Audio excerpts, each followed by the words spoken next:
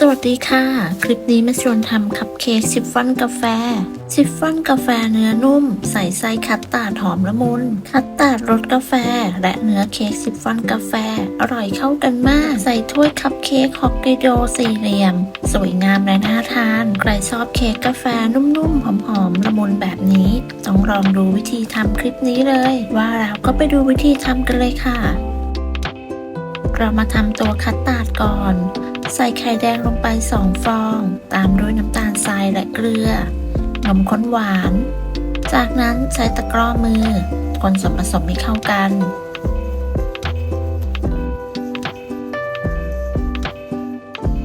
คนจนเข้ากันดีแล้วต่อไปก็ใส่แป้งข้าวโพดแล้วก็คนส่วนผสมให้เข้ากันอีกครั้ง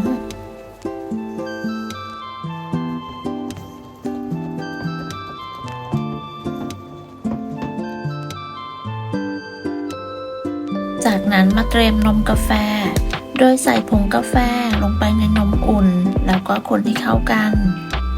เมื่อคนจนละลายเข้ากันดีเราก็จะนำไปเทใส่ส่วนผสมของไข่แดง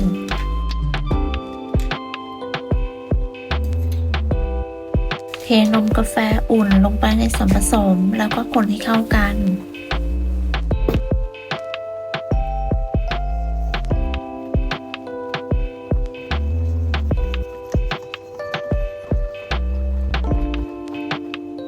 เมื่อส่วนผสมเข้ากันดีแล้วจะนำไปเทผ่านกระชอนเพื่อให้ได้คัสตาร์ดที่นุ่มเนียนนำส่วนผสมของคัสตาร์ดไปตั้งไฟโดยเปิดไฟอ่อน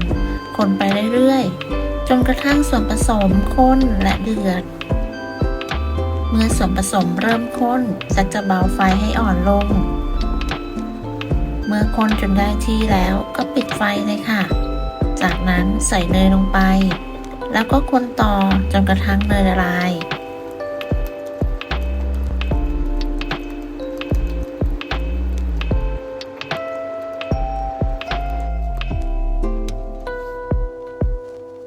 เสร็จแล้วเราจะพักคัสตาร์ดไว้ก่อน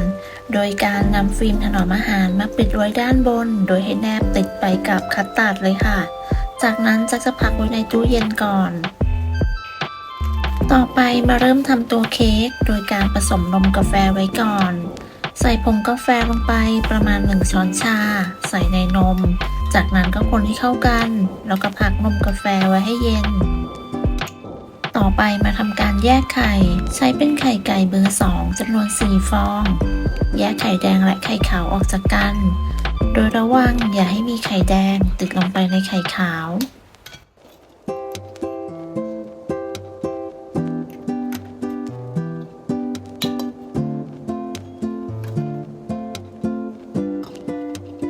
เสร็จแล้วมาทำส่วนผสมของไข่แดงใส่น้ำตาลทรายและเกลือลงไปตามด้วยน้ำมันและนมกาแฟใช้ตะกร้อมือคนส่วนผสมให้เข้ากัน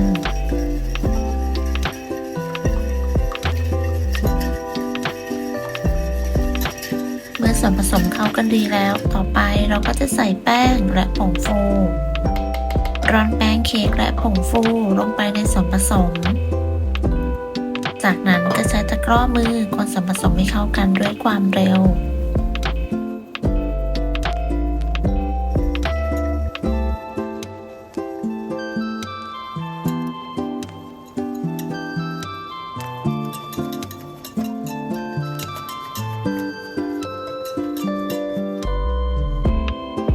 ส่วนผสมของไข่แดงเสร็จแล้วเราก็พักไว้ก่อนต่อไปมาตีไข่ขาว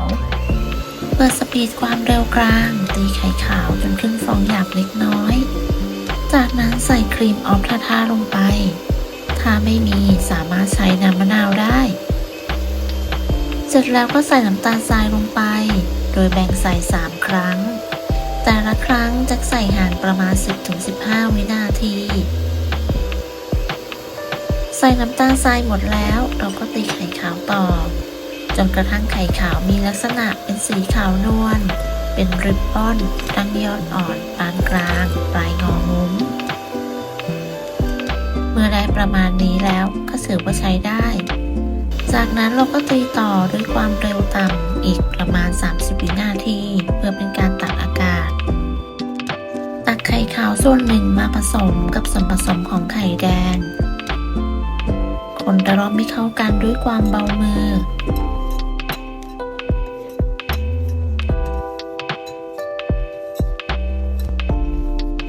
เทส่วนผสมกลับลงไปในชามไข่ขาวเดิมแล้วก็ใช้ตะกร้อมือคนส่วนผสมให้เข้ากันด้วยความเบามือเมื่อคนจนเข้ากันดีแล้วต่อไปเราก็จะมาตักใส่ถ้วยกันเลย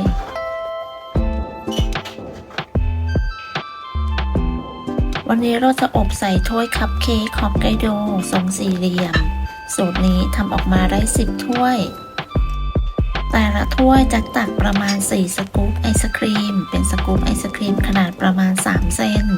หรือน้ำหนักประมาณ40กรัมได้10ถ้วยพอดี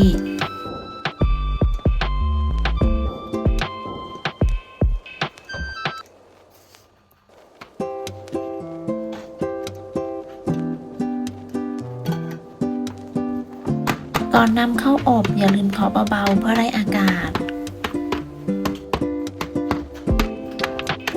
อบที่อุณหภูมิ170องศาใช้ไฟบนล่างไม่เปิดพัดลมใช้เวลาประมาณ 18-20 นาทีกรอบเวลาแล้วก็นำเค้กออกจากเตากระแทกพิมพ์เบาๆให้เค้กเสร็จตัวจากนั้นเราก็จะพักเค้กไว้ให้เย็น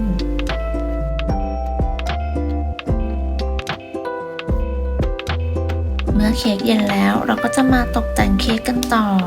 นำคัสตาร์ดที่พักไว้ออกมาจากตู้เย็นใส่ตะกร้อมือตีให้คัสตาร์ดกระจายตัวและอ่อนตัวลง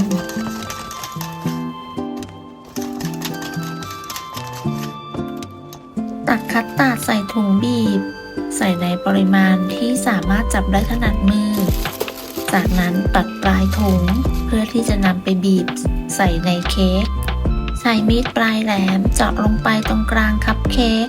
ให้เป็นสี่เหลี่ยมกากบาทก่อนบีบไส้จะโรยด้วยน้ำตาลไอซิ่งหรือเพื่อนๆจะโรยภายหลังก็ตามชอบบีบไส้ลงไปตรงกลางมากน้อยตามชอบคัสตาร์ดสูตรนี้ไม่หวานมากหอมกลิ่นกาแฟถ้าใครชอบไส้เยอะๆก็บีบใส่ลงไปเยอะๆได้เลยชิฟฟ่อนกาแฟสูตรนี้เนื้อเค้กนุ่มมากเมื่อใส่ไส้คัสตาร์ดกาแฟลงไปก็อร่อยเข้ากันมากๆเลยค่ะตัวคัสตาร์ดกาแฟจะใส่ผงกาแฟ4 กรัมถ้าเพื่อนๆชอบความเข้มข้นมากน้อยก็สามารถปรับรสได้เลยขอบคุณสำหรับการติดตามรับชมคลิปนี้หากเพื่อนๆชอบก็ลองทำดูนะคะได้ผลยังไงก็มาคอมเมนต์คุยกันสำหรับคลิปนี้ต้องลาไปก่อนพบกันใหม่ในคลิปหน้าสวัสดีค่ะ